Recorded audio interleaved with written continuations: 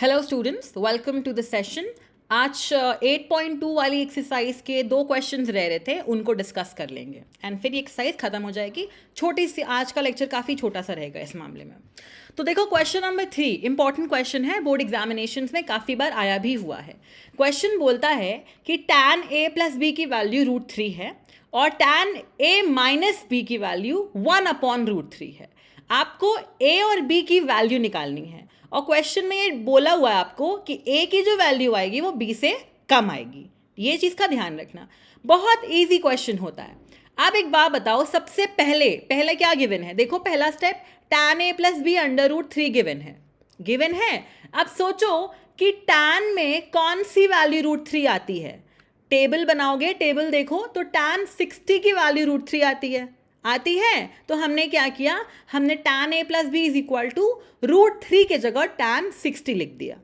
ठीक, क्योंकि tan 60 की वैल्यू √3 आएगी तो हमने √3 को tan 60 से रिप्लेस कर दिया। अब उसके बाद में गिवन है कि अब दोनों साइड से tan और tan हट जाएगा। इनवर्स रिलेशनशिप लगती है जिससे tan दोनों साइड से हट जाता है और a प्लस बी हमको 60 डिग्री मिल जा रहा है। एक चीज़ ध्यान रखना, tan को काट मत देना, वो कटता नहीं है, इनवर्स रिलेशन लगता है तो a plus b is equal to 60 हो जाता है। तो अपने आप से tan और tan LHS और RHS से हटा देना और a प्लस बी कितना आ गया यहाँ से 60 डिग्री। ठीक है, ऐसे ही सेम काम tan a minus b is equal to 1/√3 में करो। पहले इसको पॉज करो, खुद से करने का कोशिश करो। पहले tan a माइनस बी कितना गिवन है? 1/√3 है। तो सोचो कि tan की कौन सी वैल्यू 1/√3 आती है। tan की किस डिग्री की वैल्यू 1/√3 होती है? देखो, सोचो, ट्राई करो। तो tan की 30 डिग्री कितना होता है? 1/√3 होता है। तो tan a minus b is equal to 1/√3 के जगह हम क्या लिख दे रहे हैं? tan 30 लिख दे रहे हैं। तो a माइनस बी हमारा 30 डिग्री आ गया। tan a माइनस बी 1/√3 था, तो tan a minus b is equal to tan 30, a minus b is equal to 30। अब हमारे पास में देखो, इक्वेशन 1 इक्वेशन 2 दो इक्वेशन बची हैं, दो इक्वेशन बनी है। a प्लस बी 60 है, a माइनस बी हमारा 30 है, तो सॉल्व कर दो। a प्लस बी 60 है, a माइनस बी 30 है। देखो, जो ब्लैक कलर के फॉन्ट में लिखा हुआ है। अब इन दोनों इक्वेशंस को ऐड कर देंगे तो प्लस बी और माइनस बी कैंसिल हो जाएगा। a plus a 2a is equal to 60 plus 30 90। ठीक, तो 2a इज इक्वल टू 90 हो गया, a इज इक्वल टू 90/2 45 आ गया। अब a की जो वैल्यू 45 आई है, इसको किसी भी इक्वेशन में पुट कर देंगे। ऊपर की किसी भी इक्वेशन में we will put this value और हमें b का वैल्यू मिल जाएगा। So let us take equation 1 for instance. Equation 1 कितना गिवन है? a plus b is equal to 60 degree given है। अब हमने a निकाल लिया है 45। Now we put the value of 45 in equation 1 और हमको b 15 निकल के आ जाता है। ठीक है, इट्स एन इंपॉर्टेंट क्वेश्चन। ऐसा किसी साइन कॉस टैन किसी के लिए भी दे सकता है। आपको बस ये ध्यान देना है कि भाई कौन सी ऐसी वैल्यू, कौन सी डिग्री की वो वैल्यू है जिसके लिए ये वैल्यू क्वेश्चन में गिवन है। अगर इस साइड LHS साइड टैन दिया है तो RHS में आपको टैन लेके आना है। LHS साइड साइन दिया है तो RHS में भी आप साइन लेके आओगे।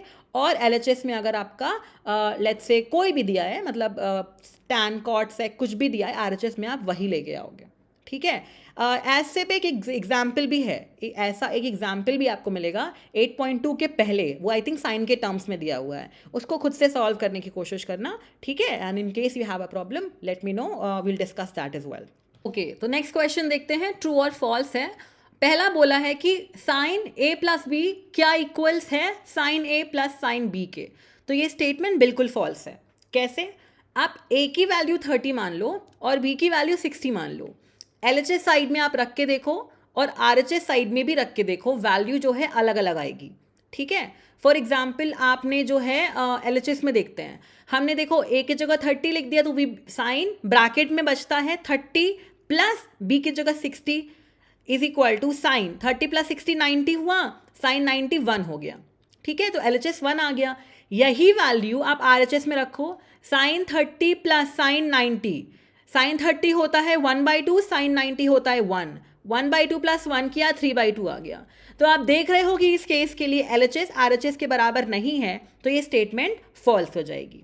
ठीक है, अब यहाँ डाउट एक आता है, कभी कभी किसी एक वैल्यू के लिए क्या पता ये इक्वेशन सही आ जाए, हो सकता है कभी कभी, बट वो फिर भी फॉल्स होगा, क्योंकि किसी स्टेटमेंट के ट्रू होल्ड करने के लिए वो हर एक वैल्यू पे ट्रू आना चाहिए। ऐसा नहीं कि एक पे ट्रू आ गया एक पे फॉल्स आ गया, है ना, तब वो फॉल्स ही है।